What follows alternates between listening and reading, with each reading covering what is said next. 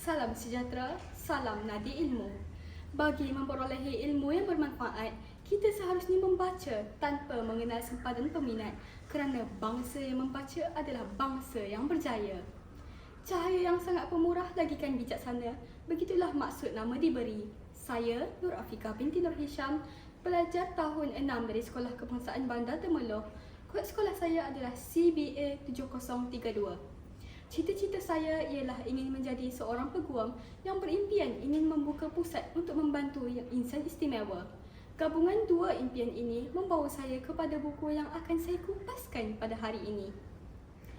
Tidak ku minta lahir ke dunia, tidak ku duga cacat begini. Bukan ku minta kasih dan manja, bukan ku rayu bantu simpati. SKY ataupun Sky merupakan judul yang telah terpilih bagi novel yang mengandungi 1001 makna ini. Diterbitkan pada Mac 2020 melalui Iman Publication. Mengandungi 336 halaman bercetak, buku ini merupakan hasil karya daripada salah seorang penulis terkemuka negara iaitu Fi Suri. Fi Suri seorang introvert sejati yang suka mencari ilham menulis dengan menonton K-drama. Novel ini mengisahkan tentang seorang wanita yang bernama Shakira atau dikenali sebagai Sky. Sky merupakan insan yang istimewa kerana mempunyai masalah pendengaran dan mempunyai penyakit kerisauan melampau atau dipanggil anxiety. Pelbagai cabaran dan rintangan perlu dilalui untuk meneruskan kehidupan beliau. Beliau sering menyalahkan diri sendiri hanya kerana kekurangan yang ada pada beliau. Tambahan pula, kisah silam pahit yang menghimpit beliau sekeluarga turut menjadikan beliau sering mendapat penyakit anxiety.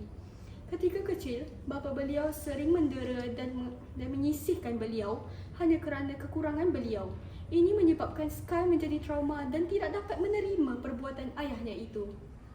Konflik cinta ini terus berkembang apabila hadirnya watak yang bernama Wakid dan pelbagai kisah sedih, pahit, gembira yang perlu mereka terukai. Antaranya, detik pahit apabila Wakid mendapat tahu bahawa ayah kepada Sky adalah penyebab kepada kematian ayah dan adik perempuan Wakid. Ketika itu, ayah Sky telah memandu di bawah pengaruh dadah yang menyebabkan dirinya khayal. Kehadiran Wakid juga telah mengubah segalanya apabila Sky mula melihat dunia secara berbeza, namun ada kisah silam pahit yang menjauhkan mereka berdua. Apabila saya membaca novel ini, terdapat salah satu babak yang membuat diri saya tersentuh, seperti mana babak Sky yang cuba menerima kehadiran ayahnya, namun sudah terlambat kerana ayahnya telah disahkan menghidap penyakit kanser hati tahap 4 dan kemudian ayahnya pergi menghadap Ilahi. Babak ini telah mengajar kita erti menghargai sebelum kehilangan permata. Oleh itu, kita hendaklah sentiasa menghargai apa sahaja di hadapan kita supaya kita tidak menyesal di kemudian hari.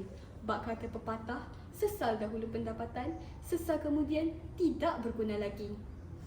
Sky mula berdamai dengan masa lalunya dan belajar untuk hidup berdikari setelah mendapat tawaran menyambung pelajarannya ke bumi Korea. Begitu juga dengan Wakid yang telah menyambung pelajarannya ke tempat sama bersama Sky. Mereka saling berhubung dan memaafkan masa silam pahit mereka. Setiap yang dibaca pasti akan terdetik kesedaran di dalam jiwa. Untuk itu, mari saya kongsikan kepada anda beberapa iktibar yang terdapat di dalam novel ini. Antaranya ialah kita hendaklah sentiasa mensyukuri setiap nikmat yang diberi seperti Sky yang tetap tabah biarpun mengalami masalah pendengaran. Kita juga perlulah sentiasa sabar dalam mengharungi ujian seperti Sky yang tetap sabar biarpun sering diuji sejak dari kecil. Novel ini juga mengajar kita untuk menghargai sebelum kehilangan sesuatu seperti Sky yang tidak sempat berbaik dengan ayah beliau sebelum ayah beliau pergi menghadap Ilahi. Akhir sekali, yang paling menarik bagi saya ialah di buku ini kita dapat belajar menggunakan huruf dalam bahasa isyarat. Saya dapat belajar huruf A, B, C dan D sehinggalah Z. Dengan ini, saya dapat membantu mereka yang kurang berkemampuan dari segi pendengaran untuk meneruskan aktiviti seharian mereka. Kadang-kadang, manusia perlu melalui satu fasa kesusahan, keperitan dan kepahitan sebelum didatangkan kesenangan, kelegaan dan kemanisan. Ibarat munculnya pelangi selepas hujan. Untuk itu, sekian bicara buku saya. Semoga kita semua mendapat manfaat yang berlipat ganda. Sekian, terima kasih.